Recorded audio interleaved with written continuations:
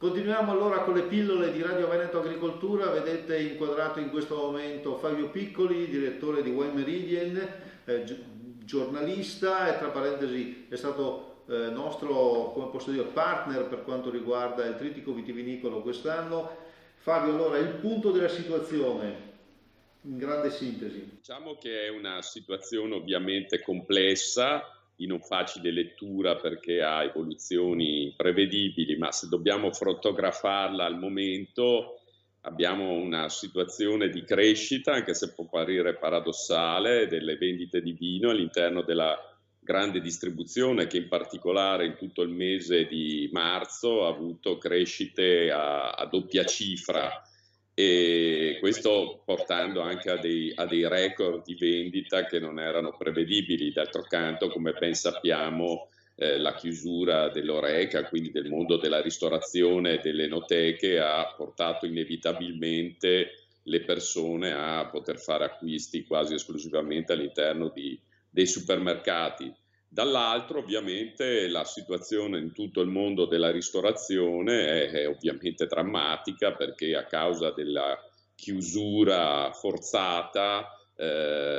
ovviamente lì c'è una perdita costante per le aziende del vino che hanno solo quel canale di distribuzione. La situazione non è sicuramente incoraggiante. Abbiamo avuto l'evoluzione che registriamo anche in questi giorni della vendita online, dell'e-commerce, anche se per onestà va detto che non riesce, diciamo, da sola a compensare quelle che sono le perdite dell'Horeca. Molte aziende si sono organizzate nel cosiddetto home delivery, quindi le consegne porta a porta, e questo è stato sicuramente un contributo interessante alla vendita per poter proseguire comunque un'attività di commercializzazione. L'ultimo fronte, abbiamo poi il fronte dell'export, dove abbiamo una situazione a macchia di leopardo, con paesi che stanno proseguendo nei flussi di importazione, come il Giappone per esempio,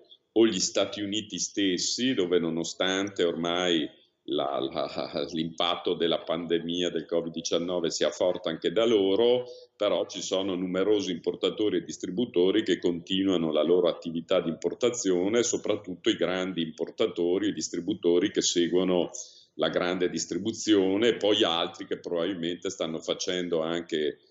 scorte. Avevamo già cominciato prima, quando c'era il rischio di aumento dei dazi, e quindi in qualche misura diciamo che potremmo dire che le aziende italiane, almeno le più grandi e gli imbottigliatori, si trovano in una situazione in questo momento ancora dignitosa, con qualche azienda che ha dovuto quasi raddoppiare l'attività di imbottigliamento, e questa è un po' la nostra speranza, che ci potrebbe portare alla prossima vendemmia a non avere tutte le cantine con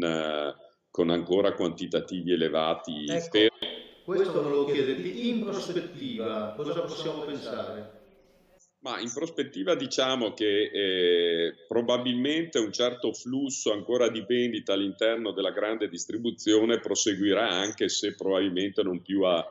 doppia cifra. Va anche detto che proseguirà, ma soprattutto per quelle tipologie di prezzo medio, medio-basso. Non a caso anche già i dati della GDO testimoniano come per esempio per quanto riguarda bollicine e champagne o comunque vini premium, super premium, le vendite ovviamente non sono elevate, anche perché pochi hanno voglia di festeggiare o di fare azioni di convivialità piacevole, e quindi si privilegiano vini un po' tutto pasto. Quindi in prospettiva questo proseguirà. Come proseguirà sicuramente l'e-commerce e l'home delivery. L'auspicio è di arrivare alla prossima vendemmia che questi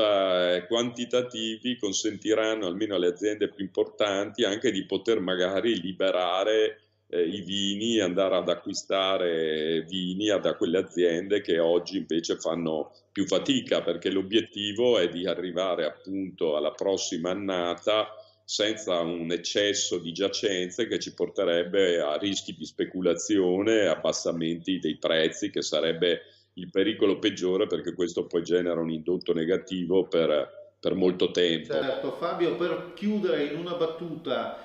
Dovessi dare un consiglio?